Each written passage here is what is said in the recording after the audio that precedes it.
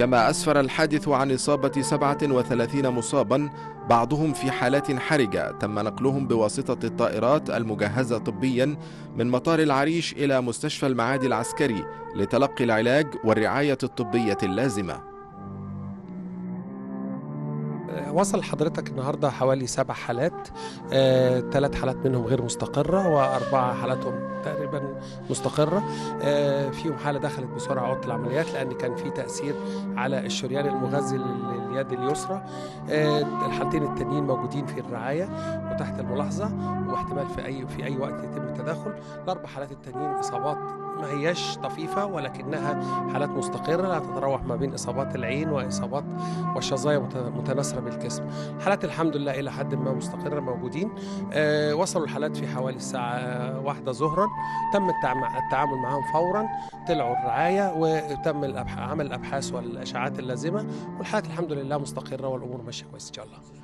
والله يا فندم احنا منزلين اجازة بالاتوبيس، كانت في عربية ركنة على جنب كده عدينا جنبيها فانفجرت فيها بونس فانفجر. فبعد كده انا ما شفتش الا نار في وشي، جاتني شظايا كتير، نزلت من الاتوبيس كان في ناس مصابة كتير، ركبنا اتوبيس طلعنا على مستشفى العريش.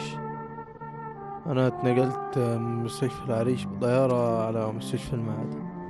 احنا بنخدم مصر خدمة وطنية، لازم نخدم مصر ولازم نقضي على الإرهاب ده، لازم بأي طريقة بأي طريقة. وإن شاء الله إن شاء الله هنجيب بطارهم وهنجيب حقهم إن شاء الله. احنا مش هنخاف يعني ولا، الحمد لله. احنا عايزين نرجع الكتيبة نأدي واجبنا تاني، نطلع المداهمات اللي احنا بنطلعها بنقضي على الإرهاب. هما متضايقين ان احنا بنقضي على الإرهاب، بالعكس احنا بنطهر البلد باللي فيها. قال لهم محدش يخاف، محدش يقلق من حاجة، احنا جامدين والحمد لله، وإرادة ربنا وإرادتنا هنعمل اللي احنا عايزينه، مش اللي حد تاني عايزه. بحبك يا مصر، بنحبك ونفضل نحبك مهما حصل فينا، ومش هيغيرنا اللي احنا فيه ده، لا بإذن الله نقوم ونخف، وهروح الكتيبة وهعمل شغل أكتر من اللي كنت بعمله.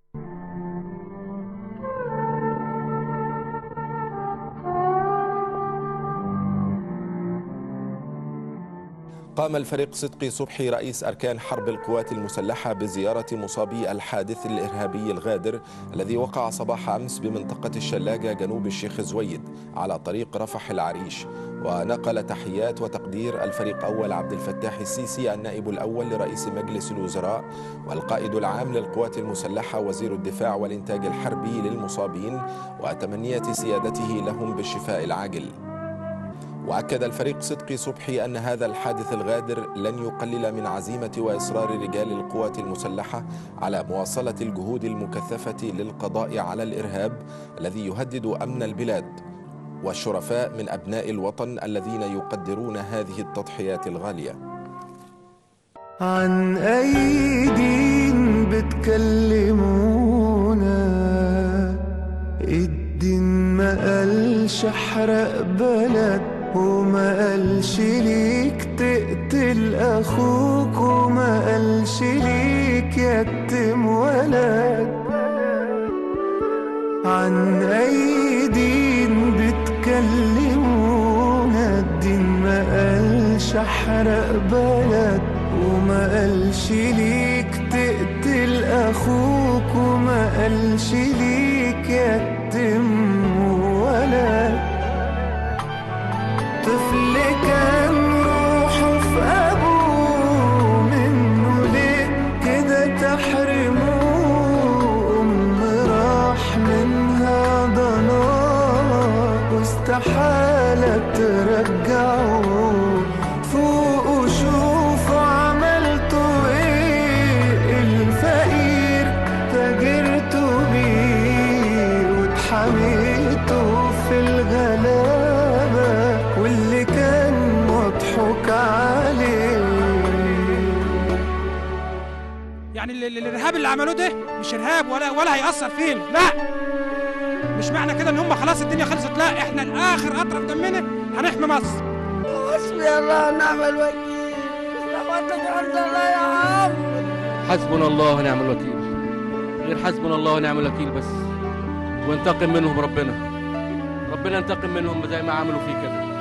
انا عن نفسي انا ممكن اطوح في الجيش، انا نفسي اطوح في الجيش، فدا البلد فدا مصر، عشان الخونة الكلاب اللي بوظوا البلد. اتطوع في الجيش خدمة لبلدي عشان الخونة اللي بوظوا البلد وهيبوظوها تاني. بحالها كلها والدين لله، الدم كله حرام كفاية تسرقوا منا الحياة، ده الوطن للناس بحالها كلها والدين لله. طفل كان روحه في أبوه، منه ليه كده تحرموه؟ راح منها ضناه واستحالة ترجعه. فوق شوفوا عملتوا ايه، الفقير تاجرتوا بيه واتحميتوا في الغلابة، واللي كان مضحوك عليه.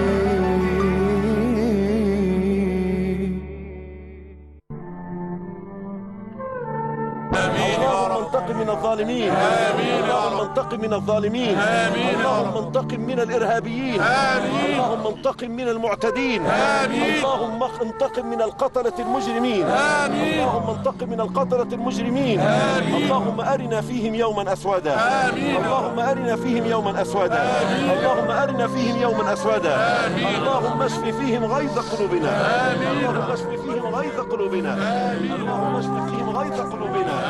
اللهم ارحم أخذ عزيز المقتدر، آمين يا رب العالمين. أخذ عزيز المقتدر، وارحم شهداءنا، وارحم شهداءنا، وارحم شهداءنا، وارزقنا السكينة والإيمان والعفو والتسليم والإحسان والتفويض.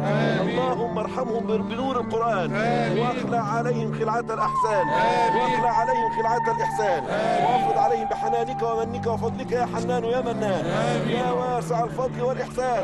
اجعل هذه الليلة خير لياليهم، اجعل هذه الليلة خير لياليهم، اجعل هذه الليلة خير لياليهم، اجعل هذه الليلة خير لياليهم.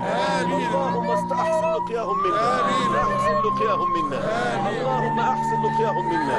اجعل لهم في قبورهم مؤنسا وشفيعا، الصراط رفيقا. اللهم اجبر خواطرنا فيه، واقبل شفاعتنا فيه، واقبل دعاءنا فيه، ولا تصرفنا من موقفنا هذا الا وانت راض عنهم، ولا تصرفنا الا وانت راض عنهم، ولا تصرفنا الا وانت راض عنهم. احسن لقياهم يا رب العالمين. اللهم ارزق اهاليهم الصبر والسلوان، ارزق اهاليهم الصبر والسلوان، ارزق اهاليهم الصبر والسلوان، ارزق اهاليهم الصبر والسلوان. واربط على قلوبهم يا رحمن، واربط على قلوبهم يا رحمن. صل اللهم وسلم وبارك على سيدنا محمد وعلى اله وصحبه. شد حيلك، الله يثبت قلبك، الله يثبت، الله يثبت.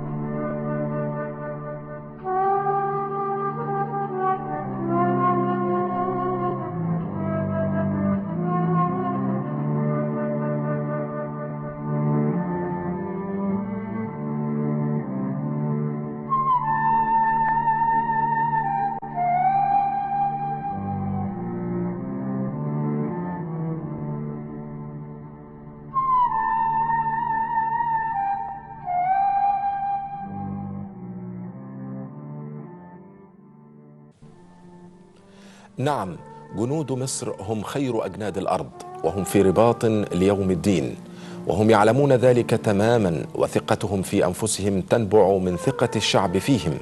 والعسكرية المصرية دائما منتصرة، وراية مصر ستبقى عالية تضيء مكان مصر ومكانتها على خريطة العالم. شكرا لكم وإلى اللقاء.